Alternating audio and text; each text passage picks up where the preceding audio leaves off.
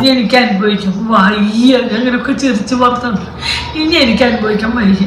അത്രയേറെ ആൾക്കാർ കുട്ടികൾക്ക്. അപ്പൊ നമ്മുടെ ഉപ്പും മുളകും ലൈറ്റ് ഫാമിലി അപ്പൊ കുറച്ച് നാളുകളായിട്ട് ഇവരെ കാണുന്നുണ്ടായില്ല. അവസാനം ഇവർ വന്നതെന്ന് പറഞ്ഞു കഴിഞ്ഞാൽ ഇവരുടെ രണ്ടാമത്തെ മോളായിട്ടുള്ള നന്ദനയും കൂടെ ഒളിച്ചോടി പോയി എന്നുള്ള ഒരു സംഭവം പറഞ്ഞിട്ടായിരുന്നു ഇവർ വന്നത്. പിന്നെ അതിന്റെ കുറച്ച് വിവാദങ്ങളും കാര്യങ്ങളൊക്കെ ആ ഒരു ടൈമിനകത്ത് ഉണ്ടായി.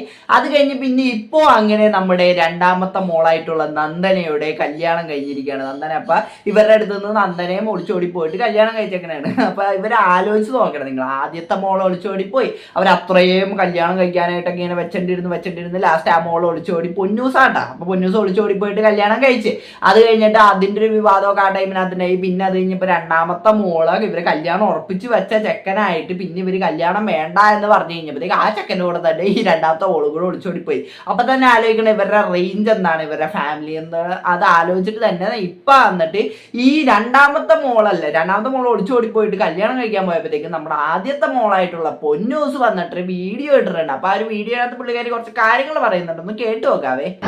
ഇതൊന്നും പറയണേ, പൊന്നു മരിച്ചു എന്നാണ് അച്ഛൻ ഞാൻ വിളിച്ചോണ്ട് പോയപ്പോ എനിക്ക് ആ പെൺകുട്ടി എഴുതിയെന്താന്ന് മനസ്സിലായില്ല പറഞ്ഞത്. എന്നാൽ എനിക്ക് ഉദ്ദേശിച്ചത് ആരനടിയെന്ന് ഉദ്ദേശിച്ചു, എനിക്ക് അത് എഴുതിക്കുന്നു എനിക്ക് മനസ്സിലായി. ഇപ്പൊ പൊന്നും പുണ്യാളത്തി ആവുക എന്ന് വെച്ച് കഴിഞ്ഞാൽ പണ്ട് ഇന്നും ഞാൻ എന്റെ വീട്ടില് അന്ന് എന്റെ അച്ഛൻ നമുക്ക് ഇത്രയും വിഷമം വരാതെ റീസൺ എന്ന് വെച്ച് കഴിഞ്ഞാൽ ഫാമിലിയായിട്ട് അറ്റാച്ച്മെന്റ് ഉണ്ടെങ്കിൽ വ്യക്തി.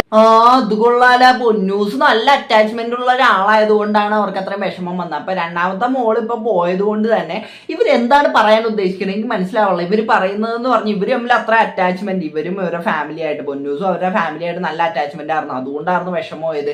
ഇപ്പൊ ഏതൊരു മോളാണെങ്കിലും കണ്ടവന്റെ കൂടെ ഒളിച്ചോടി പോകുമ്പോഴത്തേക്കും ആ വീട്ടുകാർക്ക് വിഷമം ഉണ്ടാവില്ലേ. നിങ്ങൾക്ക് അത്രയും നിങ്ങളുടെ വീട്ടുകാരുടെ കാര്യത്തിൽ ഇപ്പൊ ഇതൊക്കെ കെയറിംഗ് ഒക്കെ ഉള്ള രീതിക്കാണ് നിങ്ങൾ ഈ ഒരു വീഡിയോ ഇട്ടേക്കണത്. അപ്പൊ നിങ്ങൾ ആലോചിച്ച് നോക്കണ്ടേ, നിങ്ങളുടെ വീട്ടുകാർക്ക് എന്തോരം വിഷമോ എന്നൊക്കെ ആലോചിച്ചിട്ട് വേണ്ടേ നിങ്ങൾ നിങ്ങളുടെ തീരുമാനം എടുക്കണം. അത് നിങ്ങൾ ചെയ്തില്ലല്ല. ഞങ്ങൾക്കറിയാം അവരെങ്ങനെയാണ് ഈ ഒരു പ്രോഗ്രാമിന് വേണ്ടിയിട്ട് ചാർട്ട് ചെയ്തെന്നുള്ളത്.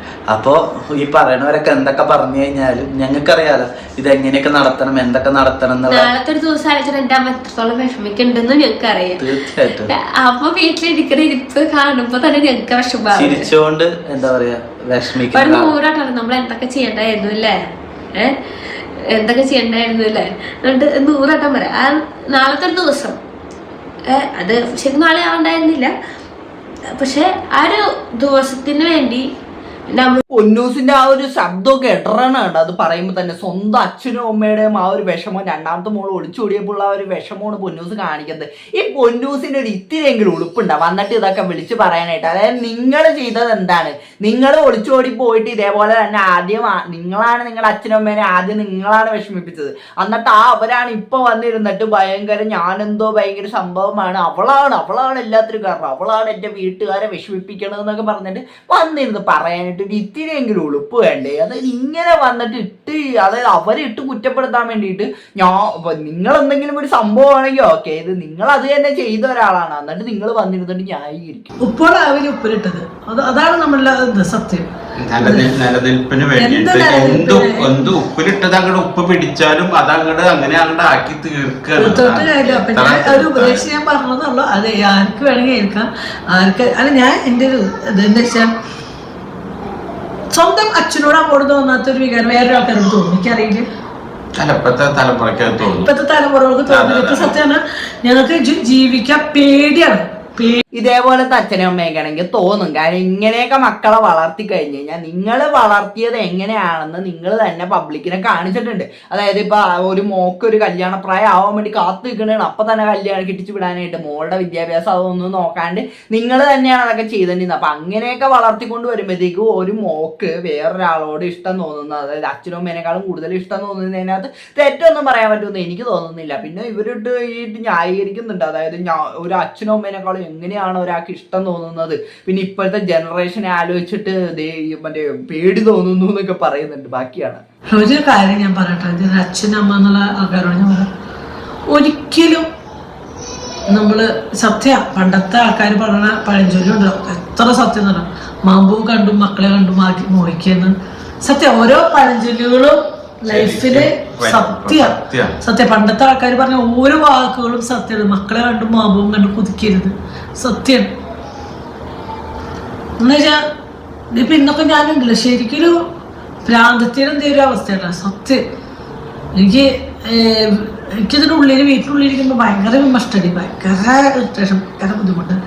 എന്താണെന്ന് വെച്ചാൽ എനിക്കറിയില്ല എന്താണ്. പാവങ്ങളട്ടാ, ആ ഒരു ഉള്ളു പെടയുന്ന കണ്ട ആ വീട്ടുകാരനെ. അപ്പൊ ഇത്രയും ഒരു ക്രൂരയായിട്ടുള്ള ഒരു മകളെ ഞാൻ ആദ്യമായിട്ടാണ് കാണണം. സ്വന്തം അച്ഛനും അമ്മയും ഇവിടെ വന്നിരുന്ന് കരഞ്ഞു വിളിക്കുമ്പോഴത്തേക്കും മോക്ക് എങ്ങനെ സാധിച്ചു അവിടെ പോയി കല്യാണം കഴിക്കാനായിട്ട് എങ്ങനെ സാധിച്ചു? അത് ഒരു മോക്കാണെങ്കിൽ പോട്ടെ എന്ന് വെക്കാം, വേറൊരു മോള് ഇതേപോലെ എന്റെ അച്ഛനും അമ്മയും ഇതേപോലെ കരഞ്ഞു വിളിച്ചപ്പോഴത്തേക്കും അപ്പുറത്ത് പോയി കല്യാണം കഴിച്ചായിരുന്നു. അപ്പൊ ഈ രണ്ട് മക്കളും ഇത് എങ്ങനെ ഇത്രയും സ്നേഹപ്പെട്ട തങ്കപ്പെട്ട രണ്ട് അച്ഛനും അമ്മയും അപ്പൊ ഇവരെ ഇങ്ങനെ കരയിപ്പിക്കാനായിട്ട് ഈ മക്കൾക്ക് ഒരു ഇത്തിരി പോലും ദയയില്ലേ എന്നാണ് എനിക്ക് ഇവരോട് ചോദിക്കാനുള്ള കാര്യം.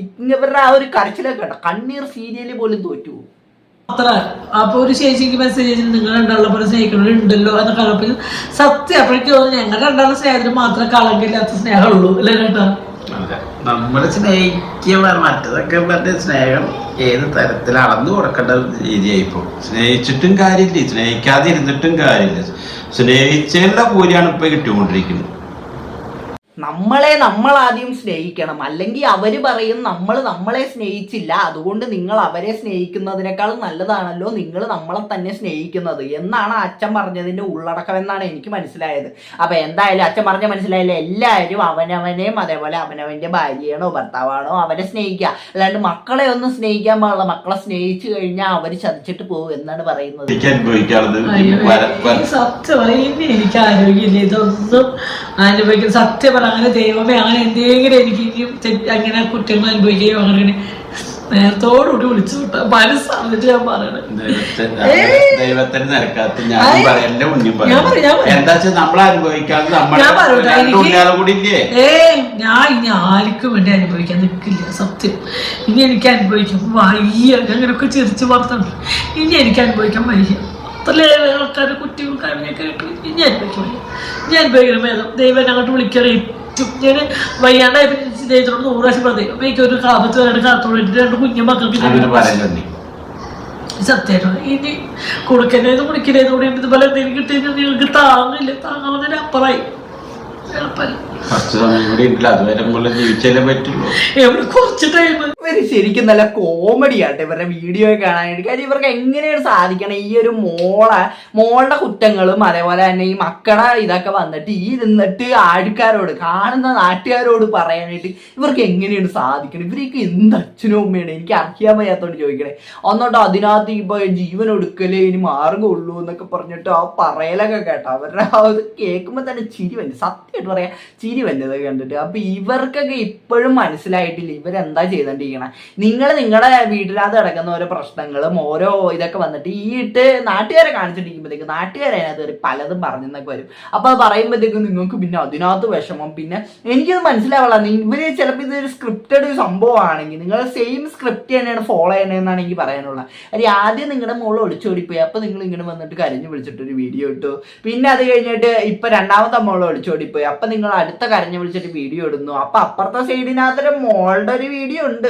മോളുടെ വീഡിയോ തന്നെ പറയാണ്ടിരിക്കുന്ന നല്ലത്. മോൾ അവിടെ ഇരുന്നിട്ട് രണ്ടാമത്തെ മോളെ കുറ്റം പറഞ്ഞിരിക്കണേ. നിങ്ങൾക്ക് എന്ത് ഇതുണ്ട് മറ്റേ മോളെ കുറ്റം പറയാനായിട്ട്? നിങ്ങൾ ചെയ്ത അതേ കാര്യം തന്നെയാണ് അവരും ചെയ്യുന്നത്.